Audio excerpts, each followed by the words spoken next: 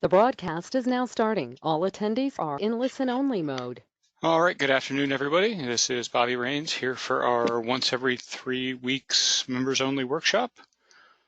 We have the same agenda as usual this week. We're going to talk about what's going on in Investors Observer a little bit. We have a little bit of a market update, and then the rest is member-driven content, questions, site demonstrations, etc. Whatever it is you want. We did have, I believe it was Don sent in a question ahead of time today, so thank you for that, Don, if you're here. As always, you can send in questions ahead of time, just when you get that invitation, or if it's something you think about that you'd like to see, something presented in this format, just send us a note and say, hey, talk about this in the workshop, and I'm happy to do it.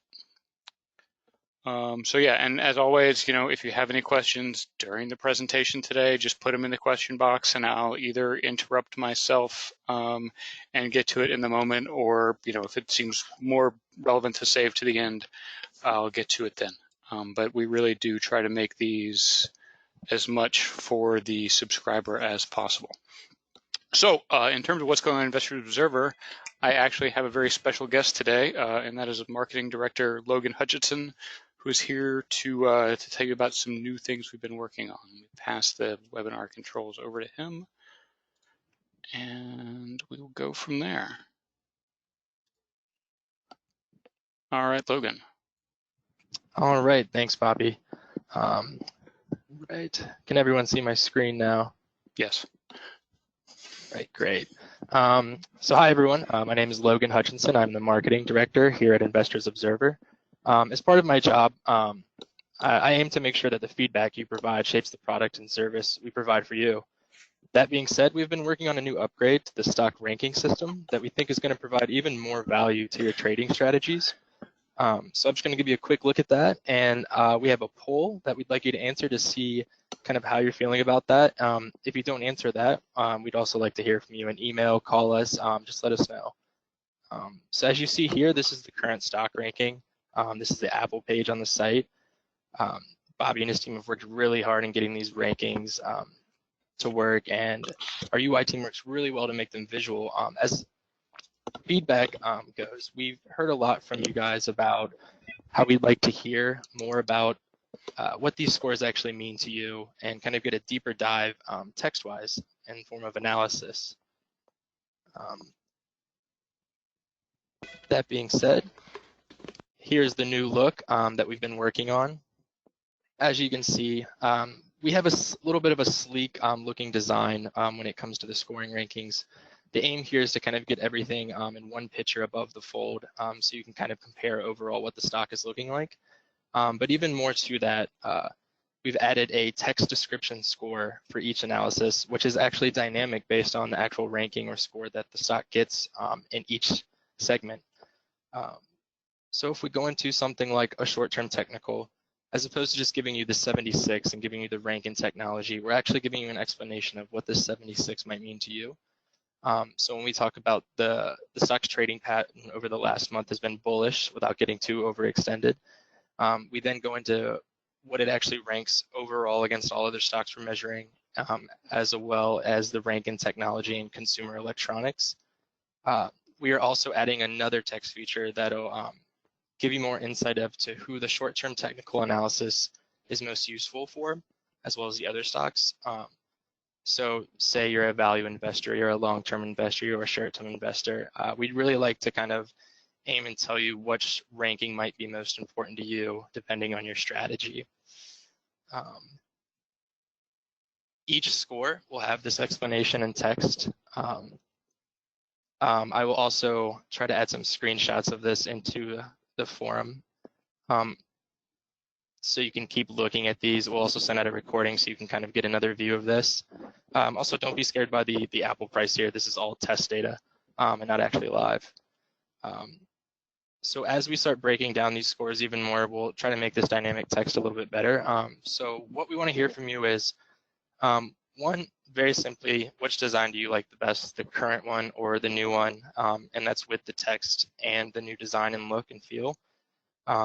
We'd also like to hear from you. Chat us, email us. Maybe you like a combination of both. Maybe you'd like to see more. Really anything is possible for us to do, and we'd like to continue hearing your feedback and putting that into the site.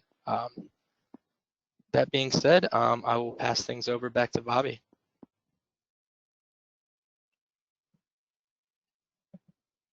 Yep. Thanks, Logan. I'm going to go ahead and launch this poll while we get the controls handed over here.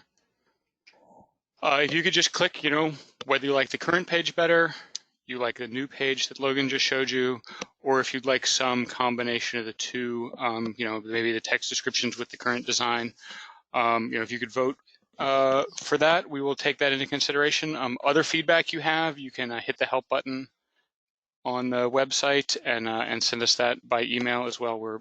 Feedback is always welcome. I see a few names here, people that we've talked to about various features, and we've tried to add those into the product as much as possible. So a couple other things that are coming, hopefully over the weekend, some slight changes to the inner workings of the short-term technical score should be pushed out. Those will be probably not noticeable unless you're really looking for it and comparing things. But it is an upgrade that we think will make those scores a little bit better. And then also we're going to start changing the overall score to essentially if a company, say, let me pull one up here. So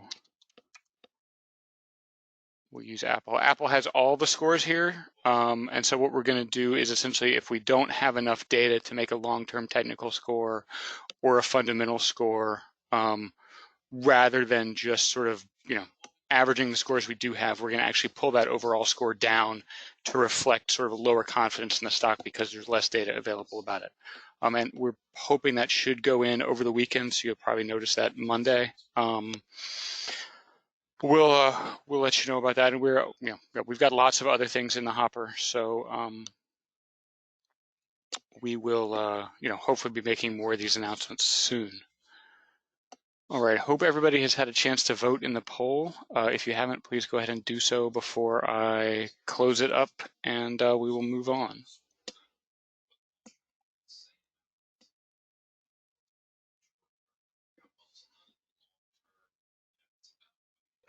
All right, let's move along. All right, so on to the market update.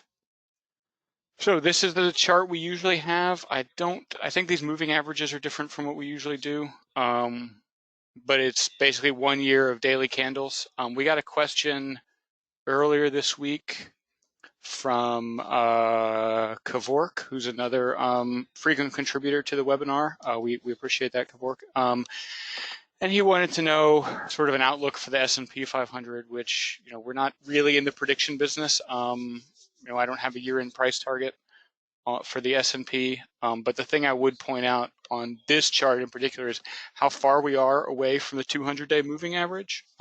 It's a long way. And so a lot of this technical stuff, when we look at, candles and some of the stuff we're going to look at on the next chart, also in terms of Bollinger Bands, there's no limit to how far away the stock can get from the 200-day, or the S&P can get from the 200-day moving average. But there are sort of historical norms. And so these sorts of things aren't really predictive, but a good way to gauge sort of how far the current situation is in relation to normal. Every market is different. We could go back through history, I'm sure, and find periods where the S&P 500 is further away from the 200-day moving average. The other thing I would point out here is the moving average is, the 200-day moving average is moving higher.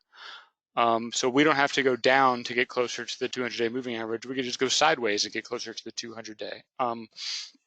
So again, right, not necessarily meant to be predictive, but intended as an idea to show you sort of where we are in relation to normal. So by this measure, some people might say the market is a little bit extended, but if we look at our shorter term chart, which again, this is the one we look at every time, 6 months, 1 day candles, but I've added Bollinger Bands this time. And so the line in the middle here is a 20-day moving average, and then the shaded area here is basically 2 standard deviations away based on the average move during the day of that rolling 20-day period. And so what you see here is we're not really extended, right? We're pretty well inside that upper Bollinger Band. They are kind of wide right now, but that's not really a problem. They'll probably tighten up a little bit once we get past, finish digesting these big moves here. And so, yeah, in terms of, a long-term view, maybe it's a little bit extended, but in the short term, things look pretty healthy here. I mean, we can stay, sort of in this range from the upper band for a pretty long time. So I don't see anything there that I'm super worried about. All right, moving on to the sort of what else portion. Trade has been a perennial entry here, but we may end up just getting rid of those bullets by 3 weeks from now. I still think this is probably where we are in terms of China, with the caveat that all those purchases of U.S. goods may not happen. Some tariffs are set to go into effect or have recently on aircraft from Europe as well as wine and cheese. I don't know that the Europeans would retaliate or how. My general sense is that there's not a lot of political energy for starting another trade war with the election coming. So that's kind of what I think about that, but we'll see what happens there. The Fed has also been big in recent years, although less so, in the shorter term. And yeah, the minutes from the last meeting came out today, and they still seem very comfortable with the current policy. Those repurchase balance sheet operations that everybody talked a lot about late last year and into this year are already getting smaller. And that's just because there's less demand for it. But stocks are still setting new records, which sort of, I don't know, I think sort of makes the Fed's case that wasn't actually QE. It was just a response to monetary conditions, and we're not seeing the repo market get tight. Stocks are still setting new records. They're winding that down a little bit, and it doesn't seem like financial conditions are actually getting any tighter. One thing that is interesting is the market is pricing in a cut this year. I think the futures actually point to something like 40 basis points of cut, which is between 1 and 2 cuts. We'll see what happens there. I don't think it's impossible. The economic data, to move on to the next point, is pretty stable and has been positive. The producer price index and housing data this morning were both higher than expected. Especially that PPI number. PPI is really the Fed's preferred gauge of inflation. They tend to look at something called PCE, which I probably should have written down what that stands for because I can't think of it right now. They share some inputs, but yeah, if inflation continues to run a little hot, then the Fed will probably be less likely to cut. But we'll see what happens there. And then a whole new China bullet, unrelated to trade. This virus thing is really hurting their economy. The government will absolutely prop up businesses. They've floated liquidity to banks. They're talking today about trying to, inject cash into the airline industry because nobody's flying. But the thing about economic stimulus is you actually need economic activity to have an economy. So you can make money available to banks all you want, but if nobody comes into the bank to take out a loan, you haven't really stimulated the economy at all. So that's probably a thing to keep an eye on, and I don't know what the contagion effects there are in terms of, right, if nobody's flying on Chinese airlines, I don't know that has a lot of impact on U.S. investors. But there has been a massive drop in economic activity across China. The parent company of Adidas and Puma said sales in China were down 85%, which is incredible, right? I mean, in the US, you might lose 85% of sales in a weekend or something if there's a snowstorm in one local area, but to lose 85% of sales in an entire country, especially one as big as China, for as long as this has been going down, is pretty remarkable. And yeah, Apple had that warning where they said they weren't going to hit their guidance for this quarter earlier this week. They didn't quantify what the drop in sales was, but they have also closed a bunch of stores. So essentially, whatever reduced activity you have at the stores are still open, you're going to be averaging that in against a bunch of zeros, which is going to pull that number down pretty far. Now, the other side of this coin is, in addition to lost demand from nobody in China going shopping, is there also potentially some supply shocks, right? Like, in addition to not going shopping, people also aren't going to work. So there could be shortages of things that people expect to, people want. Now, it's possible on a pricing side, some of that may be balanced out by low demand. On an earnings side, if you can't make the things you're trying to sell and then also you're selling fewer of them, that gets harder. So we'll see. The rating agencies are starting to talk about, if this goes into March, obviously it starts to become a bigger deal.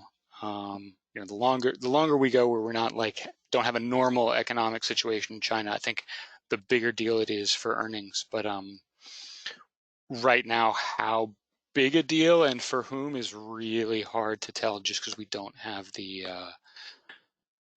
necessary data. All right, so that question I talked about from Don earlier, his question was, if you have a covered call that is going to expire worthless and you're going to write a new call against the stock anyway, is it better to roll the call on Thursday or Friday before expiration, or let it expire and then write a new call the following week? This really sort of depends on the on a couple of things. One is commissions. If you're still paying a $5 or $10 commission, per trade, I would probably rather do one trade on Monday than two trades on Friday, all things considered. So that's certainly a thing to consider. Most of the online brokerages have gone to no commissions though, so that seems less, less relevant to a lot of people, but there are still some people who, are paying commissions. And the other things to consider are really sort of time and moneyness. Moneyness is the weird options lingo for how far in or out of the money an option is. So I looked, while I was putting the slides together here. So rolling the SPY is a good one to look at for these cases, because they have like Monday, Wednesday, and Friday expirations now. So you can really get a good sense of how prices for the same strike would change over time. So rolling today's expiration at the money strike at 3:30, so there's 30 minutes of time value left in that option. From today's expiration to February 28th, as of 3:30, would get you $2. To roll the same strike at Friday's expiration to February 28th, so the only difference in this equation really is 2 days worth of time value left in the expiration we're going to be buying to close, takes you down to 118. All right, that seems pretty significant. Now that's at the money. It changes a little bit if you go further out. The no bid line essentially on Wednesday options is at 340, which is, right, 339 was the at the money strike, so 340 isn't very far, whereas Friday it starts at 345. So, if you're further out of the money, the option might be super, super cheap, whereas at the money it's going to be a little more expensive. And the thing is, options lose value faster as expiration approaches. So, right, going to February 28th, I think the option price was like it may have been 205, because I think it was about a nickel to buy back the one today.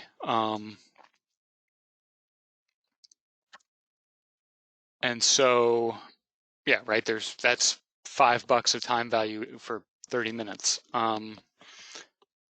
Whereas it's $2 to go out a week and a half. Obviously not every 30 minutes, right? Obviously we're not talking about a nickel for every 30-minute period there, else you'd be way above $2.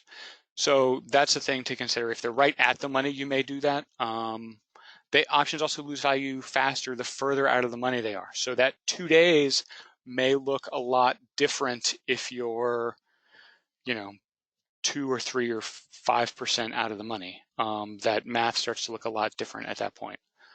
So that's another thing to consider.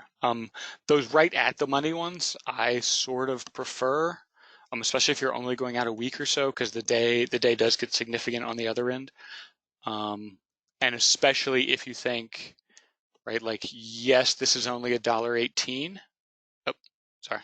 Right, you're only getting $1.18 there, but if it's right at the money and there's a chance you might get assigned tomorrow, I'd probably rather make the trade a week longer and get the extra $1.18. And yeah, the other thing to consider is the stock at a recent low or a high? You'd always rather buy something back at a low, but you'd rather sell a call typically at a high. And so if the stock is at a high where it hasn't been this high recently, and the option's expiring super soon, maybe you don't want to buy back that at the money option and hope it doesn't get assigned and you can sell one Monday. But that's really sort of depends on where you are. If the stock is at a recent low and so your option is further out of the money, there's no reason to hurry up to sell an option that's further out of the money because you're not losing time value that fast at that price, especially if it's at a recent low, and it'll probably tick back up because for most things, a move higher in the stock price will have a bigger impact on your option price than losing a day or two on a couple week long option trade. All right, so that is that, and then that is the extent of the pre-submitted questions. So now I will open it to the floor, by which I mean type questions in the box, and I will read them aloud and then try to answer them.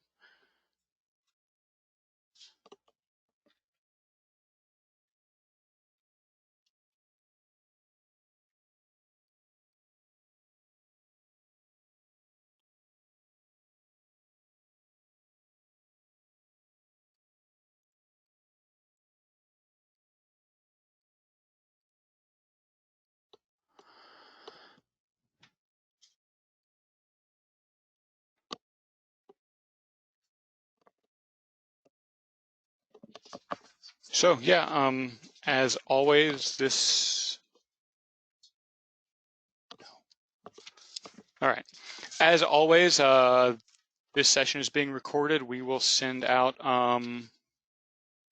a recording, probably sometime tomorrow once we get it together. We'll also have a copy of the slides. If you came in late and missed the demonstration of the new stock page, be sure to catch that tomorrow, and you can just use the help button at the bottom of the website to submit any feedback. Just hit this and it'll send us a note. You can say new stock page or something, and so we can make sure it gets to the right place. And we're happy to have that feedback. Also feedback about anything else you like or don't like about the site. We're happy to have that as well.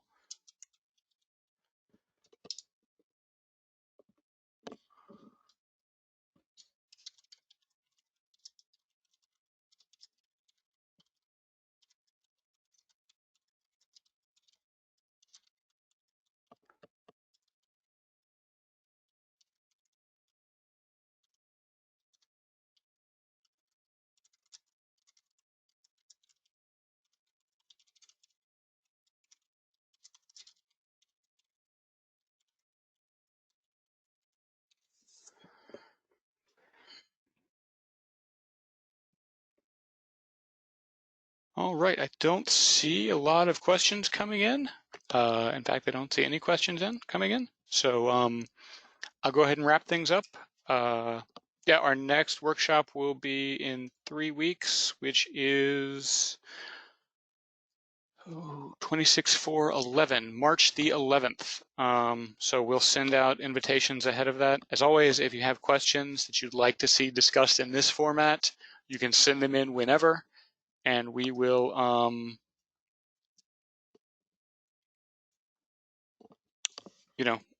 mark them as webinar, and we'll do that then. If you have questions between webinars and you want an answer right away, by all means, give us a call, shoot us an email, whatever, and we're happy to help you with those as well. All right, Akram has a question. Do we have a rule for profit on a spread? And it says something about 1% of the width. We do sort of, what we typically look for in terms of stuff we put in the portfolios is most of the time we want to be about 70-30, 60-40 on vertical spreads. So that means we want to be able to earn something like, right, about between 30 and 40 cents on a $1 spread. On the diagonal spreads, it's a little bit different. On diagonal spreads, we really look more at the annualized return. And so there in the portfolios, we're really not doing much. They've been pretty high, but our floor there is usually 20, 25% on an annualized basis. And that obviously, right, there is some relationship there between the width of the spread and the target profit. But that also adds a time component. You know, if I can make a small return every week, I'm happier with that than making a you know, the same size return over a longer period. So, you know, for a longer trade, I'm going to need to have a bigger profit compared to the strike width. And the same is true for covered calls, really, although the strike width there is essentially the stock price, so that's less of a you know, a little bit, that ratio gets even lower. And then there, the annualized return we usually look for is something above 15. It's been significantly higher than that recently, just because we've been able to find 1 and 2 week trades, and we're pretty happy with that. But yeah, sometimes, you know, volatilities are lower, things are quieter. We do have longer trades, so those may creep down a little bit. Dinakar says, what delta do we use for selecting covered call strikes? We don't really use delta. An at the money option is going to have a delta of 50. Usually we're somewhere in the neighborhood of that, whether a little in or a little out. But it really depends, you know, sort of on the setup and how the strike prices are. Right, I mean, a $30 stock with $5 strike prices, you may not get as close to the money as you can on something like Apple, for example, you know, which has probably like 50-cent strike prices, if I had to guess. Maybe it's $1 because it's over 300. But yeah, we'd miss a lot of trades if we had strict rules about delta. Oh, to avoid getting called. Okay, sorry, he has a follow-up here. He says to avoid getting called. In the portfolios, and most of the stuff you find on the, you know, option trade screener, kind of the goal there is to get assigned. So we're looking to get called on those. That's the plan with those. So we're trying to stay pretty close to the money. In stuff like the out of the money covered call calculator, which is here, you know, there's 2 options here. What we try to do is we usually look at about a 30, which means you have a 30% chance of getting assigned. And that's, I mean, it's 30, right? It's a round number. It's a little bit arbitrary, but we do think that 30 delta, you know, essentially a 70% chance of keeping your stock is too much further above that. The dollar value of the trade just starts to get ridiculously low. And so you can have a lower chance of having your stock called away, but you also just are getting way less money, and at a certain point it kind of becomes a meaningless exercise. Vishnu, we don't currently have an on-site way of tracking the investors' keyhole trades. The win rate for those in terms of the number that expires worthless without, you know, making a full profit, or sorry, the number that makes a full profit, which means the options expire worthless. There has been, historically, it's been between 89 and 90%, and that's been consistent for years. Sometimes it ticks up a little bit, and sometimes it ticks down a little bit, but it's been between 89 and 90.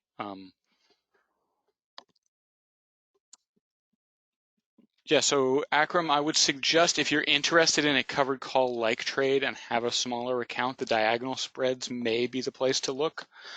It's a very similar trade. The exposure is pretty similar in terms of what you're actually getting, but the dollar value is a lot less. So Apple covered call is going to cost you 313. we can do a diagonal spread for 65. And at some lower stocks, it gets, that ratio is even better. So that may be a place to look if you're trying to get into something that has a covered call like exposure, but you don't want to spend a bunch. You can also use the option screener to just set a maximum value. Yeah, so right, this will find you nothing over 7,500. If you wanted,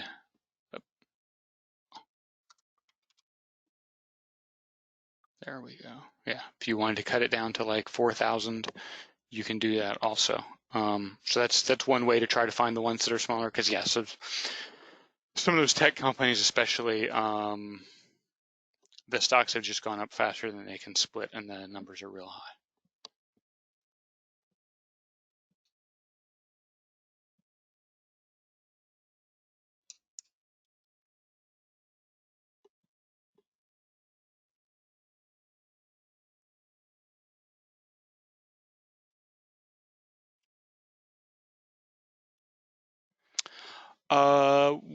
Dinakar, when we talk about number of contracts, most of what we're doing there is, in the option portfolio, generally that's an effort to sort of equalize exposure, right? So if we look at the diagonal spreads, does it have it here? Yeah, so this one it says 1 unit, whereas Johnson & Johnson also 1. Where this shows up more is the vertical spreads, which I don't have any open right now. The last one closed Friday. But yeah, what we're doing there is essentially trying to keep the dollar values similar. Just because, right, if I can find a trade that works at a $1 spread, and then in another case I find a trade that works at a $5 spread, the $5 spread doesn't mean I like the stock 5 times more. It just means that that's where the math works. And so you may want to do more contracts of the tighter spread, so you don't end up having, too many eggs in one basket because of math and not because of a sound like investing reason. So certainly selecting number of contracts based on risk is not a terrible idea. But really what we're doing, when we put that unit number in there, is kind of trying to keep the amount at risk consistent across our positions.